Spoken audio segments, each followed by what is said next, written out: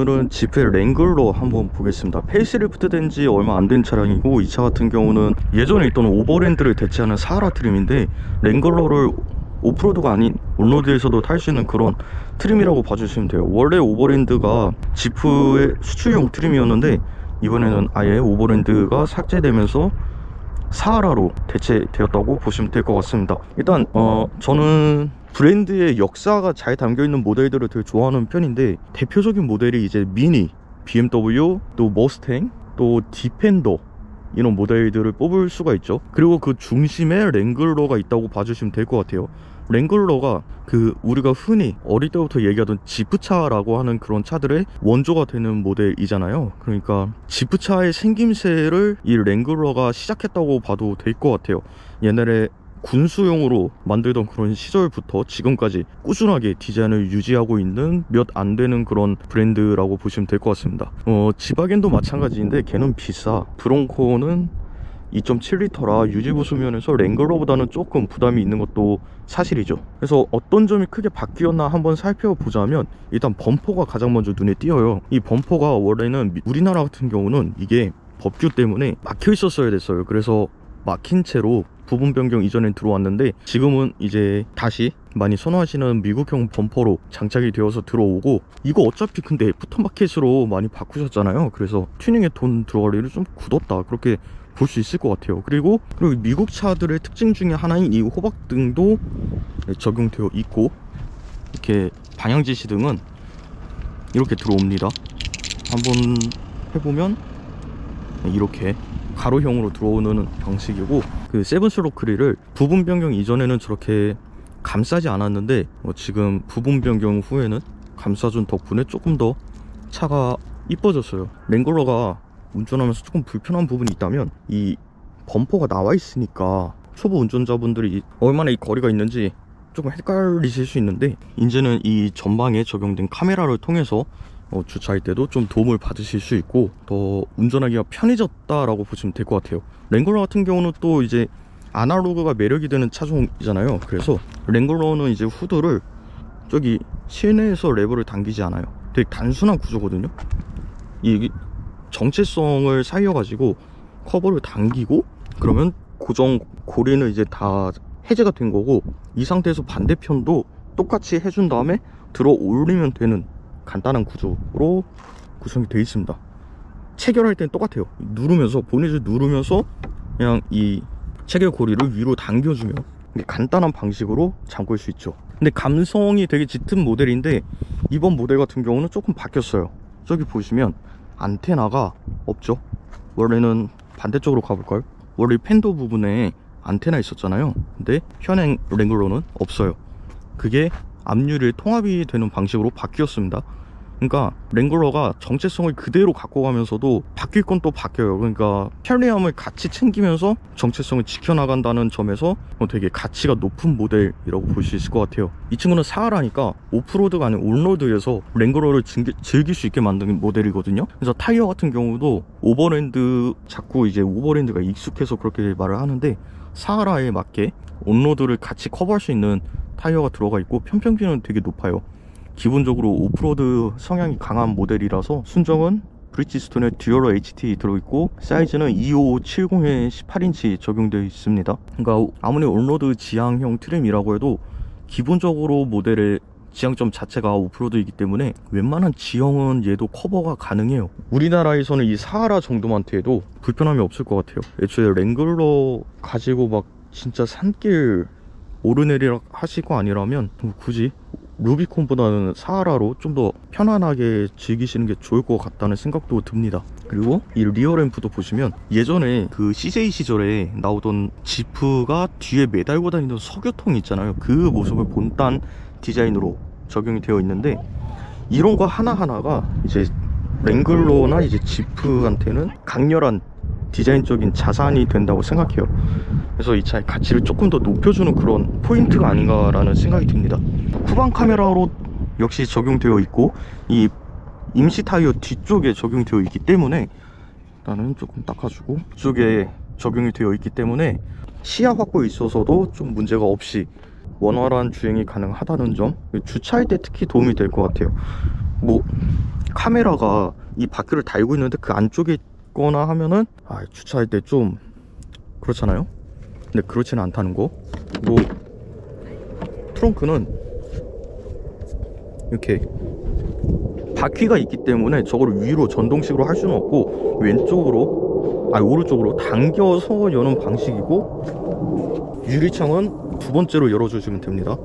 트렁크 공간은 뭐 차박을 하기에도 좀 괜찮은 공간이 나와주고 있어요. 또 천장을 뜯어낼 수 있는 모델이다 보니까 롤케이지 같은 걸로 차량의 안전성을 많이 확보한 모습이고, 내부에도 롤케이지가 좀 많이 보이죠. 저렇게 가운데 기둥 같은 거 지나고 왜냐면 이 패널 같은 거를 전부 뜯을 수가 있어요. 저 유리 뜯을 수 있고 반대쪽도 뜯을 수 있고 천장도 뜯을 수 있습니다. 그래서 강성을 확보한 모습이고, 오디오는 알파인 오디오가 적용되어 있는데 저거 꽤 좋아요. 오디오가 저런 고리 같은 것들로 차량에 뭐 상자나 아니 뭐 고정이 필요한 짐들을 실을 때 도움이 될 수 있게 마련해 두었고, 이제 여기서도 랭글러만의 그런 특징들을 보이는데, 아래 수납 공간도 당연히 있어야죠 이거 요즘은. 근데 여기는 도어 힌지, 루프, 그리고 윈드실드 이렇게 구멍이 뻥뻥 뚫려 있잖아요. 저게 부품을 탈거했을 때 나사가 나올 거잖아요. 그 부품을 고정했던 나사들, 그걸 보관할 수 있는 자리라고 봐주시면 돼요. 분실의 위험이 없게 아예 차량 내부에 비치를 해 둔 것이죠. 닫으면 이게 아예 가려지는 구조로 마련을 해 놓았기 때문에 이런 거 되게 디테일하다 볼 수 있을 것 같아요. 간단한 힌지형 구조로 이게 마련이 되어 있고, 닫을 때는 유리창을 먼저 닫아 주시면 돼요. 무게는 그렇게 무겁지는 않습니다. 이것도 체결을 해 주시면 됩니다. 간단하죠. 그리고 이 주유 같은 경우도 얘는 좀 특이한데, 예전에 하던 그 방식 그대로 열쇠를 넣고 돌려서 여는 방식으로 주유구를 개폐할 수 있습니다. 이것도 차량의 특징적인 부분이라고 볼 수 있을 것 같아요. 랭글러 같은 경우는 아날로그가 감성이 아니고 오히려 이 아날로그 때문에 사는 차량이다 보니까 크게 단점은 아니고 오히려 팬분들을 열광할 수 있는 그런 부분이 아닐까 생각이 듭니다. 손잡이는 2열에도 적용이 되는데 좀 높아요 차가. 그래서 그렇고, 이것도 스피커인가 보네요. 랭글러의 2열 공간이 그렇게 넓지는 않다고 해요. 저는 이렇게 말하는 이유가, 저는 짧아서 모닝을 타도 공간이 괜찮거든요. 그래서 2열 공간에 대한 제대로 된 리뷰가 좀 힘든데, 랭글러 정도면 성인 4명이 가기에는 저는 부족함이 없다고 보기는 합니다. 근데 패밀리카? 그렇게 본다면 또 달라질 수가 있기 때문에 시승 한번 해보시는 걸 권해드리고 싶어요. 가운데 암레스트를 내리면 이렇게 컵홀더가 아예 같이 헤드레스트에 통합된 형식으로 마련되어 있고, 여기에 핸드폰 같은 거 놓을 수 있을 것 같아요. 이게 되게 랭글러가 기분이가 좋은 게 체결감이 되게 좋아요. 이게 기계식으로 착착 맞물리는 느낌이, 보시면 이것도 그냥 이게 다가 아니라 이런 느낌이 되게 좋은 것 같아요. 감성 품질은 진짜 좋은 것 같아요. 요즘은 마감도 되게 좋아졌고, 송풍구는 2열에도 적용이 돼요. 그래서 2열 승객도 탔을 때 덥거나 춥지 않을 것 같고, 창문은 뭐 가운데에서 조절할 수 있고, USB 단자는 보이노야? USB 단자는 이렇게 C타입 2개, A타입 2개 적용되어 있습니다. 뭐 충전 단자나 이런 거 부족하진 않을 것 같아요. 문을 닫을 때도 이렇게 이 힌지가 그대로 드러나는 구조여서 이것도 되게 감성적인 것 같아요. 딱 이러면 안 되죠. 또 이런 체결감, 이게 지프의 특징이 아닐까 생각을 합니다. 1열의 구성은 이래요. 뭔가 많이 바뀌었는데 안 바뀐 그런 느낌이죠. 일단 안에 들어가서 한번 볼게요. 자, 안에 들어와 보면은, 와, 이 랭글러가 진짜 아이코닉이라는 단어가 얘를 위해서 만들어진 단어가 아닐까 싶을 정도로 정체성이 정말 짙은 그런 모델인 것 같아요. 보시면 기어 레버에도 이 윌리스 지프의 그림이 그려져 있고, 또 기계식으로 이 이륜 사륜 변환 버튼 마련되어 있고, 사이드 브레이크도 기계식으로 적용되어 있습니다.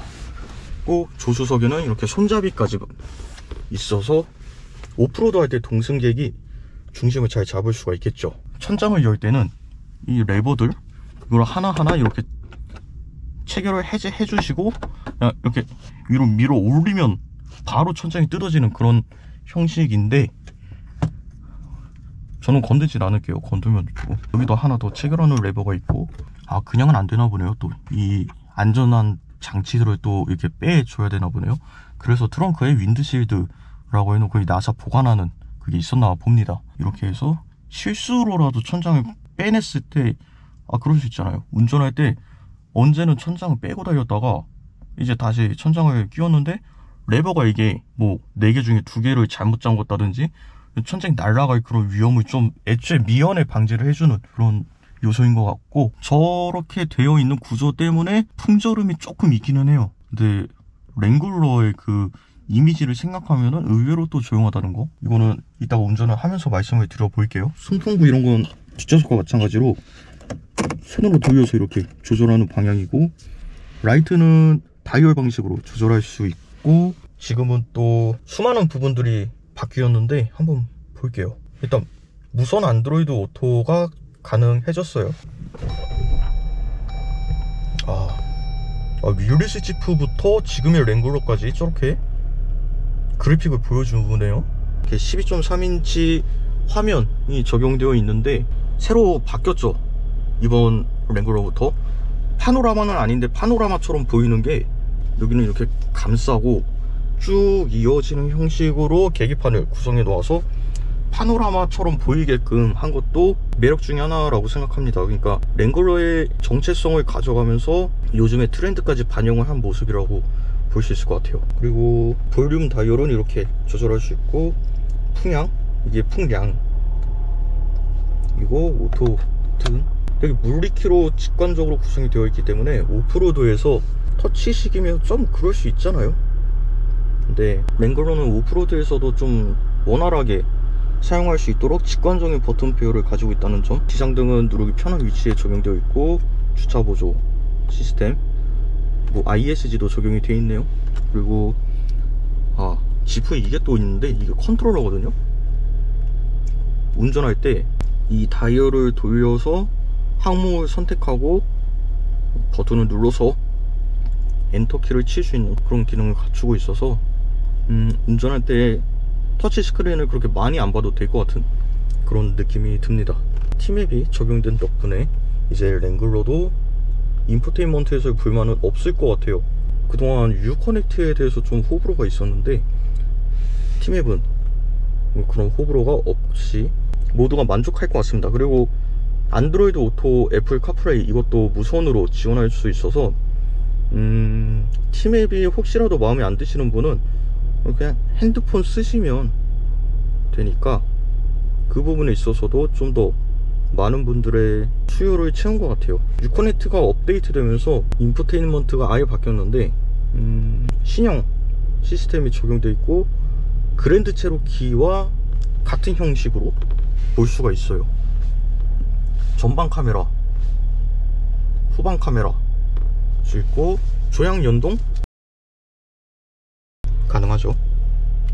전방도 조향 연동이 가능해요. 오프로드 할 때 되게 유용하게 사용할 수 있을 것 같고, 디밍 가능하고, 앱들에서 보시면은 뭐 열선 핸들 이런 거 할 수 있다고 하는데, 이거는 아예 그냥 편하게 여기 따로 빼놨어요. 그냥 열선 여기서 할 수 있고, 핸들 또 열선 여기서 할 수 있고, 뭐 조수석도 마찬가지로 여기서 이렇게 바로 할 수 있어서 굳이 화면까지 접근하지 않아도 편안하게 사용할 수 있을 것 같고, 이게 지프의 하이라이트죠. 하이라이트. 온도는 물론 압력까지. 여기 평탄화 잘 돼 있네요. 이 도로, 이 주차장.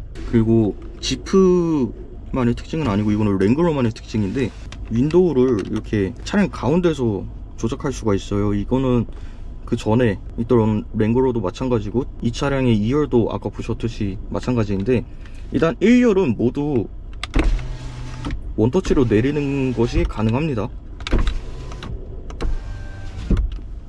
근데 2열은 원터치는 아니고 당기고 있어고 밀고 있어야 되는데, 1열은 이제 닫는 것도 당기고 있어야 돼요. 이거는 그냥 타실 때 알아두시면 될 것 같고, 이렇게 돼 있는 이유가 아까 말씀드렸다시피 이제 도어 트림을 아예 떼어버릴 수가 있잖아요. 그러니까 스위치를 여기 도어에다가 달게 되면은 문을 뜯었을 때 얘랑 연결된 배선들을 어떻게 할 수가 없으니까 그 아예 따로 구성을 해 둔 것이죠.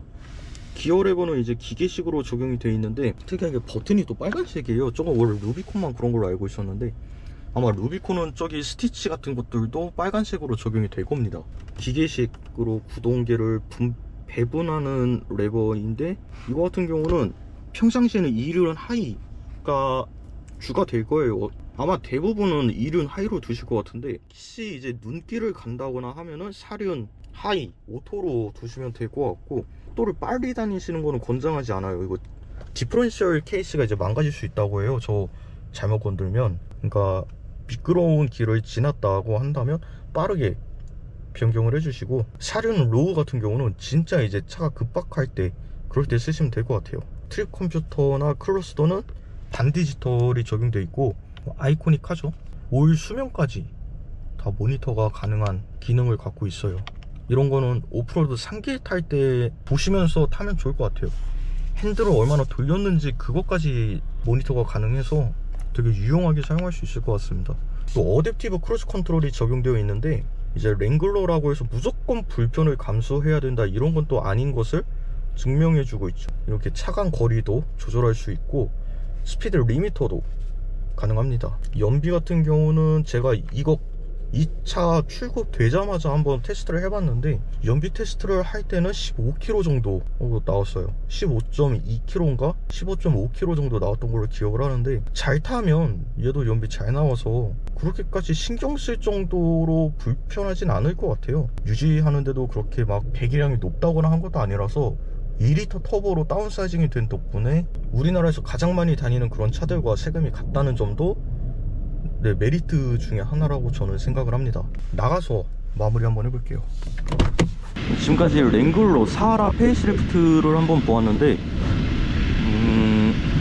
이 차는 되게 정체성이 강하니까 패션카로 많이 타실 것 같아요. 진짜로 오프로드를 타신다면은 그건 루비콘을 타실 것 같고, 사하라 같은 경우는 패션카로 많이 구매를 하실 것 같은데, 차가 생각보다는 되게 편하고 옵션들도 많이 들어가 있기 때문에 주저없이 구매를 하셔도 될 것 같기는 합니다만, 그래도 말만 듣는 거랑 진짜로 타보는 거랑 또 다르잖아요. 그래서 시승도 한번 해보시는 걸 추천드려요.